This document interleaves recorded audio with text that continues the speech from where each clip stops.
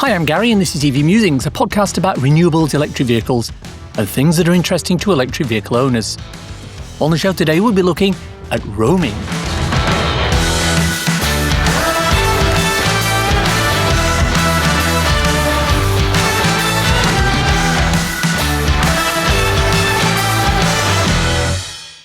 This season of the podcast is sponsored by Zapmap, the go-to app for EV drivers, helping you find and pay for public charging with confidence wherever you go. Our main topic of discussion today is roaming. A couple of years ago, I was in France and I was returning to the ferry to come back to the UK, and alongside a couple of friends of mine in other electric vehicles, we needed to stop for a charge at one of the motorway service stations over there. We pulled into one about an hour south of Dieppe on the N27 to find a row of brand new ultra-rapid chargers from a company I'd never heard of before, Valley Cabrons. Everything was in French, of course, and there were QR codes suggesting we download an app, as is to be expected. We could probably have paid with contactless, but there's always the fees associated with that in a foreign country, etc., etc.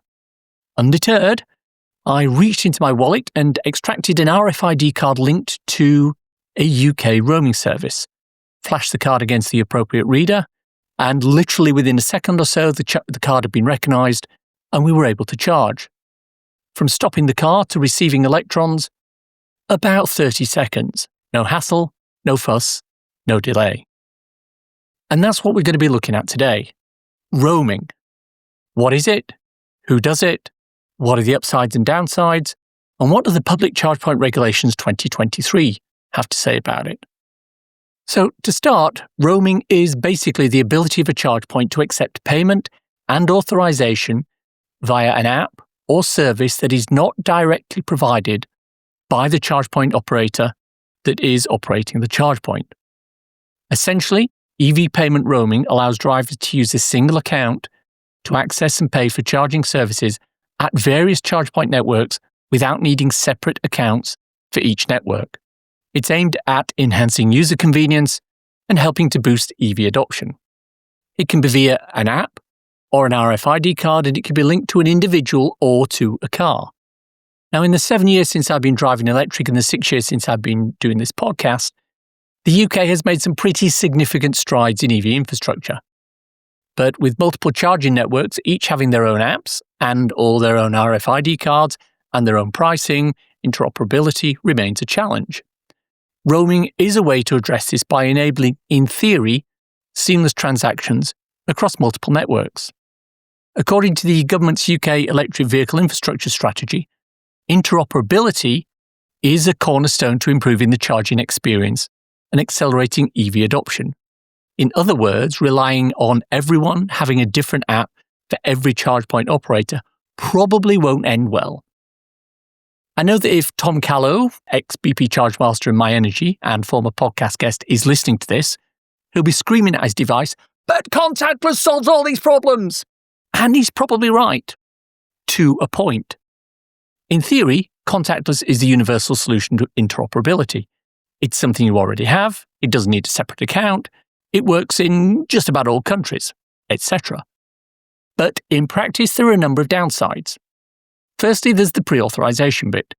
With your contactless card, you're going to be charged a hefty pre-authorization fee in some cases each time you connect. For roaming services, that isn't always the case, although the plug surfing roaming service will also allocate cash as a pre-authorization when you charge.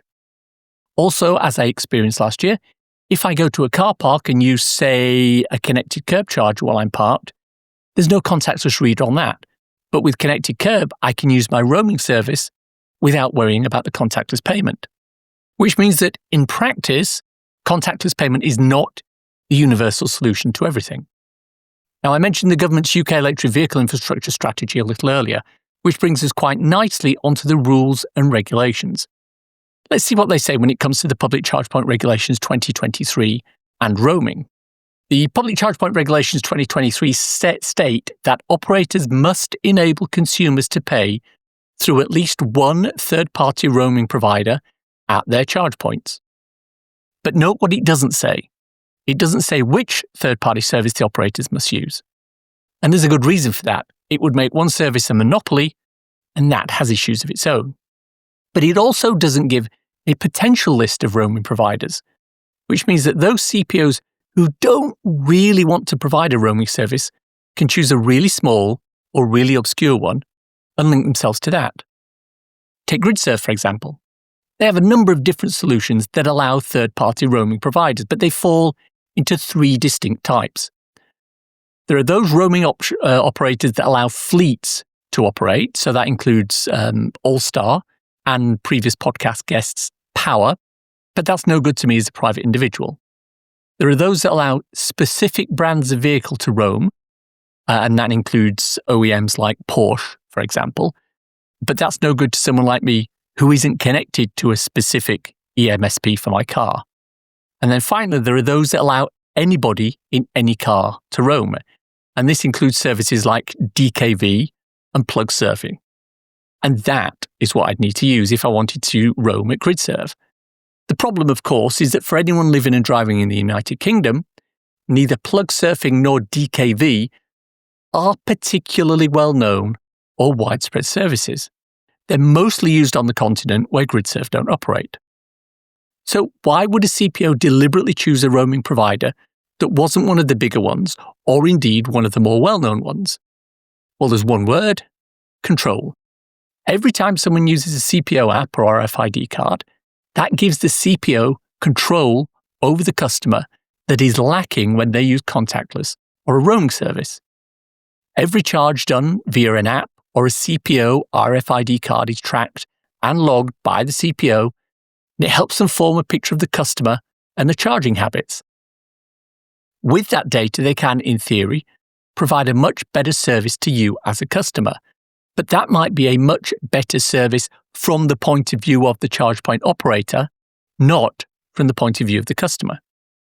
For example, over a year, if you only used a charge point operator's app, they'd be able to build a pretty good picture of your charging habits, your movements, your vehicle performance, and lots of other things.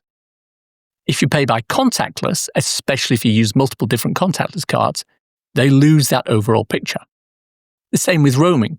The data around the customer and the payment are not accessible by the charge point operator if you use a roaming app or RFID card. That all resides with the roaming service. Yes, the charge point operator can tell how fast you charge, average charge speed, whether it was CCS or CHAdeMO, total energy used, and a couple of other things related to your battery. But that just becomes individual charging sessions. If they can link that to you as a customer, it's very powerful and valuable to the charge point operator.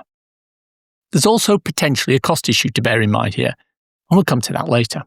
So let's have a look now at who are the main roaming operators in the UK. There are probably 4 roaming operators that work in the UK that are well-known and widespread. These are Zapmap, Octopus Electroverse, Shell Recharge, and OVO Charge Anywhere, that used to be called Bonnet. Each of these covers a large chunk of UK networks, and in some cases European networks, but none of them covers all. For example, I can't use any of these networks and charge at, say, a BP Pulse charger, as they don't roam with any of these 4 services. In fact, there isn't a single roaming service that can be used to access chargers in all of the top 10 networks as listed in a Zapmap customer satisfaction survey for last year, and we'll come back to that point a little later. You may know of other services that operate in the UK, and I'm not saying that there aren't any. But in terms of the UK-based customer base, I would suggest that these 4 are probably the most well-known. So, how do these roaming operators make money? It's quite simple. They take a margin on each kilowatt hour that you buy through them. Some of them will keep the price you pay the same as the contactless amount and then get the electricity at a discount from the charge point operators. Others will pay the charge point operator the same price as the contactless price and add a margin on to cover their costs. Here's Melanie Shufflebottom from podcast sponsor Zapmap, who operate the Zapmap service, with a bit more detail. Charge point networks, of course, set their own direct pricing. They may have a number of different price levels dependent on the payment method. So pay as you go via contactless may be a little higher than via their app or some kind of membership scheme. And increasingly, we're also seeing the rise in off-peak pricing options. In terms of roaming, the market has really moved on in the last 12 months. At Zapmap, we now roam with around 30 different charge point networks across en route, destination, on-street use cases, and covering tens of thousands of chargers across the country. This gives EV drivers choice and convenience. In terms of determining the price, there are different models. Either the charge point network agrees the price directly with the aggregator, typically the pay-as-you-go price, or they provide a roaming price, which aggregators are then free to add an additional amount on top. Currently at Zapmap, given the price of public charging is an issue for drivers, we don't mark up these roaming prices, and in fact, we offer discounts via our Zapmap premium offering. This works well when the roaming price is around the pay-as-you-go price. However, in some cases, the charge point network's roaming price is significantly above the pay-as-you-go price, and we and other aggregators have no choice but to pass this on to drivers. It's not really a good scenario as it creates confusion and a lack of trust. Thankfully, this is not common, and most charge point networks recognise the key value that aggregators apps such as Zapmap offer, bringing EV drivers to their chargers, and also see the importance of giving EV drivers simple pricing and the choice of how to pay. So, for example, if you visit an Osprey charging site and pay using ZapPay, you'll be charged the same price as if you paid with a contactless card. But if you use plug surfing at a GridServe site, you'll be charged a penny more per kilowatt hour for the privilege. I've already touched on this a little when it comes to why I prefer roaming to contactless, but let's go through some of the pros and cons. The primary advantage is the convenience for users who no longer need multiple accounts or RFID cards for different charging networks. As EVA England points out, simplifying the payment process encourages more users to consider EVs, potentially boosting adoption. If I don't need 35 different apps to access 35 different charge networks, it's going to remove friction and make it easy for me to charge, right? The second benefit of roaming services is that they're usually easier to get receipts from. Now, we talked before on the show about the fact that there isn't a single, standardized, simplified method of getting receipts from charge point operators. Pretty much every CPO does it a different way. Some need you to go to their website, some need you to scan a QR code, some need you to use their app, some need you to make a sacrificial offering to the charger gods and promise them control of your firstborn. But roaming services tend to have a list of all your charges in their history, and with the tap of each line, you can produce a receipt automatically. Any charging session, any charge point operator, very easy. Thirdly, we've talked about the pre-authorization, but it's a key thing. Different roaming services treat it differently. ZapPay will lock £30 temporarily in your account and allow you to pay using Apple Pay or Google Pay. Octopus Electroverse won't allocate a pre-authorization if you're an Octopus customer. It just charges the full amount of the charge to your monthly electricity bill. Next, by enabling drivers to access a broader range of charge points, roaming can lead to better utilization of the existing infrastructure. It can reduce waiting times, and it can increase network efficiency. If you're passing by a network that accepts different roaming partners, you're more likely to charge there than if you're limited to a single network because that's the only app you've downloaded. So overall utilization will increase as new drivers come on board. They want the easiest, most friction-free way of charging. Outside of plug and charge, which we covered a few weeks back, a roaming RFID card or app is probably the least hassle. And finally, with roaming, drivers can plan their journeys more efficiently without worrying about charger compatibility, thus making the overall EV driving experience better. It's much easier to plan a long-distance journey if you know that whichever CPO you use, you can access it with the same system, the same card, the same app, rather than trying to navigate to the 2 or 3 CPOs for whom you've got their specific app or their specific RFID card. However, there are challenges and downsides for roaming too. Firstly, integrating roaming across different networks involves complex agreements and, in some cases, some significant back-end work. Charge point operators must collaborate and ensure system compatibility, which can be resource-intensive. Unfortunately, it's not a simple job of saying, hey, CPO, we want to roam with you. There's a lot of stuff going on behind the scenes. In fact, when Adrian Keane from Instavolt was on the program, he told me that there was a lot of time and effort devoted to adding Instavolt to the Electroverse. And secondly, the big issue with roaming is that it's not universal. Now, I've said it several times on this show. I don't really care which roaming network you use. All I want is that any roaming service that I choose covers all charge point operators, or at least the major ones. As I said at the top of the show, there isn't a single UK public roaming network that can allow you to charge at all of the top 10 charge point operators defined in the Zapmap customer satisfaction survey. Every one of them has gaps. The top 10 large networks 2024-25 are Tesla, MFG, Osprey, BEV, GridServe, InstaVolt, Shell, ChargePlace Scotland, BP Pulse, and GeniePoint. If we look at the medium-sized networks, there's Fastned, Ionity, Apple Green, Mer, Evive, EV Point, and ESB Energy. Zapmap covers 10 of those 17, Electroverse covers 13, Shell Recharge covers most of them, but not GridServe and BP Pulse. OVO doesn't cover GridServe, InstaVolt, Shell Recharge, or BP Pulse, etc. You get the idea. On top of that, different services have different geographic coverage. Plug Surfing, Shell Recharge, and Electroverse are European-wide. ZapPay is UK only for now, although Zapmap covers charges all across Europe. Now, another issue is connectivity related. Most roaming services offer both an app and an RFID card for users. You can use either or both, and ZapPay will be rolling out an RFID card for their premium subscribers this year. If you've only got the app, though, areas with low connectivity can be an issue, so bear this in mind. Another issue for roaming is price. Service providers may incur additional operational costs which could be passed on to consumers. These costs, if not managed effectively, could counteract the simplification benefits from roaming. We've already mentioned that some roaming services take the standard rate and add on an uplift to cover their costs. In some cases, it's a penny per kilowatt hour, but it can be much, much more than that. A charger nearby me is 55 pence a kilowatt hour for 7 kilowatt AC charging if paid direct, and 65p a kilowatt hour if accessed via Shell Recharge, for example. Finally, as with any digital transaction system, there are concerns about data security and fraud. Ensuring robust security protocols is vital to maintaining user trust. I was only reading recently of unscrupulous people who've set up their own EMSP, i.e. a company that contracts with CPOs to allow their customers to charge with them, a sort of roaming service. They set that all up, they send loads of business to the charge point operator, and then when the CPO bills them at the end of the month, they find that it's a fake company, it's been closed, and the CPO has nobody to claim the money from. Looking ahead, the successful implementation of EV payment roaming could significantly impact the UK's green transportation goals.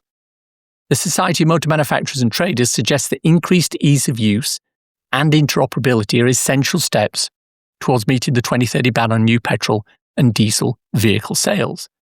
Moreover, initiatives like this are paving the way for greater interoperability through partnership models that span various regions and charging networks. Now, roaming services are not perfect in terms of either CPO or geographical coverage, but for my money, they're the better solution for ensuring seamless charging. So, roaming, is it a yay or a nay for you? Let me know, please. info@evmusings.com. It's time for a cool EV or renewable thing to share with your listeners. The Port of LA terminal has just ditched all propane forklifts for electric. SSA Marine has switched all forklifts at berth 55 in the Port of Los Angeles from propane to electric, making it the first terminal to use 100% zero-emissions equipment in the country. This will reduce propane use by about 44,000 gallons per year and cut carbon emissions by 264 metric tons annually. The project was completed 5 years ahead of schedule, supporting the port's goal of making all yard equipment emissions-free by 2030. 264 metric tons a year doesn't sound like a lot in the big scheme of things, but that's one berth at one dock in one country. Replicate this globally, and you're talking some serious numbers.